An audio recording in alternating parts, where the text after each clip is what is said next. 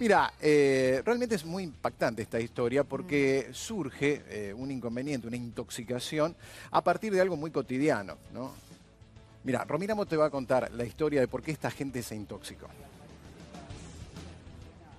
Sí, Daniel, buen día. Estamos hablando de un local comercial que está muy cerquita de la avenida 9 de Julio, incluso a unos 20 metros nada más del Ministerio de Salud y Desarrollo Social. Bueno, este local que hace más de 50 años funciona sobre la calle Moreno, bueno, fue clausurado el día jueves, el 4 de enero. Vino la gente de la ciudad, el gobierno de la ciudad de Buenos Aires, con una denuncia concreta. En realidad la denuncia había sido formulada, Daniel, ya hace un poco más de un mes. Pero bueno, se mandaron a hacer análisis, muestras de la mercadería que se vendía en este local, un local dedicado exclusivamente a la venta de sándwiches de miga. Se analizó y cuando llegó precisamente el resultado de ese informe, se pudo comprobar que en estos sándwiches de miga, por lo menos en 3 muestras de esos sándwiches de miga, se había encontrado salmonela. Salmonela es una bacteria, Daniel, para quienes no saben, que es potencialmente mortal. A una persona que tiene algún problema de salud de base, a un chico incluso, a un nene, la salmonela puede llegar a matarlo. Bueno, en este caso, ¿qué pasó? Afortunadamente no tenemos que hablar de un final trágico para ninguna de las personas que comieron algunos de los sándwiches de este miga de local, pero sí de gente que estuvo incluso hasta una semana internada en un hospital a partir de los síntomas graves que le generó haberse intoxicado con estos sándwiches. Estamos hablando de casi 100 personas, 100 empleados, gente que trabaja incluso en el mismo Ministerio de Salud, en el Instituto del Cine, que está también ubicado acá a la vuelta, en cualquiera de las oficinas que vienen a comprar cada mediodía su almuerzo a este local. Hablábamos un poquito con los vecinos, con los comerciantes incluso de la zona, y todos nos hablaban realmente muy bien del local, que trabaja mucho, que hay realmente a veces hasta filas que llegan hasta la esquina para poder comprar los sándwiches. Romina. Pero estoy hablando de un local que tiene más de 50 años de historia y sin embargo todo indicaría que esta vez, aparentemente, esta salmonela, esta bacteria, estaba en la mayonesa. Es lo que se estima. Se están haciendo análisis para ver puntualmente si es en la mayonesa, si es en el pollo, que a veces se utiliza. Pero bueno, lo que tienen en común todos los sándwiches es precisamente esta mayonesa rebajada, que algunos dicen que sería casera.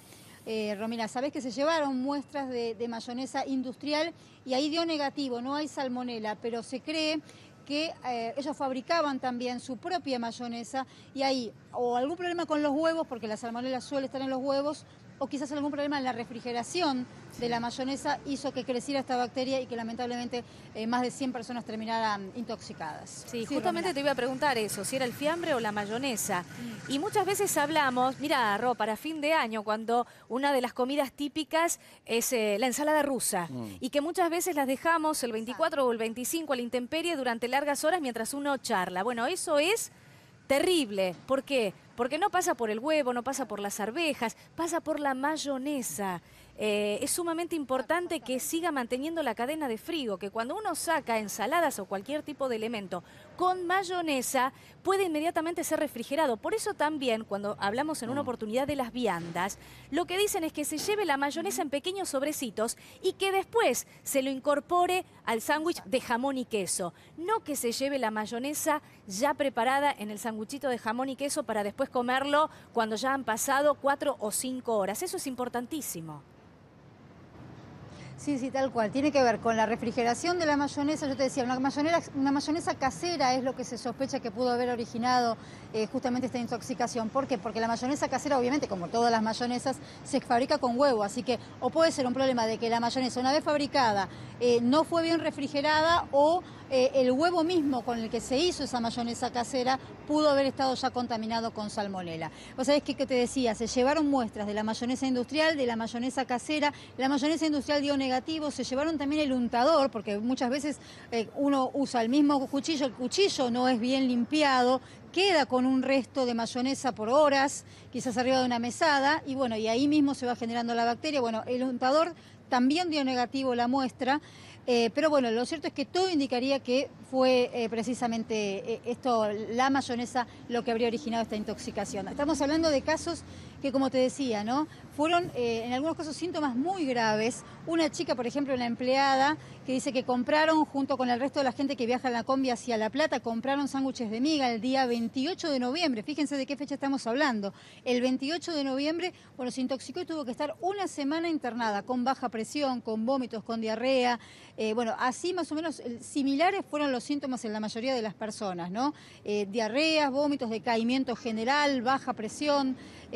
Todos consultaron, hicieron la denuncia. A partir de esa denuncia, Romina, es que la gente de la Dirección de Seguridad e Higiene de Alimentos de la Ciudad de Buenos Aires llegó a este lugar, hizo una primera inspección.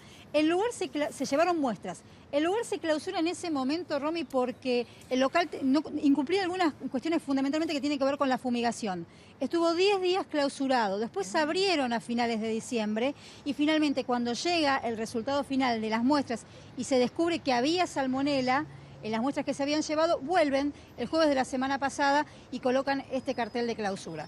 Así que ahora el local está clausurado. En un ratito vamos a ver si podemos hablar con algunas de las personas que fueron afectadas, muchos de los cuales te contaba, estuvieron casi 3 semanas sin venir a trabajar. De a poquito, bueno, se van recuperando, volvieron a trabajar, pero en general, digo, los comerciantes de la zona hablan bien del local, pero bueno, lamentablemente esto pasó, ocurrió y 100 personas aproximadamente fueron afectadas por esto. Bueno, gracias, Romina. Atención, sobre todo en esta época, con algunos alimentos que son particularmente sensibles y si esos alimentos no tienen la correcta cadena de frío, porque se quiebra, es en esta época donde más ocurre esto, puede haber complicaciones. Más allá de esta cuestión del local en particular, atención con los sándwiches de miga, atención con los lácteos, atención con los postrecitos, es una época muy sensible para toda esa cuestión.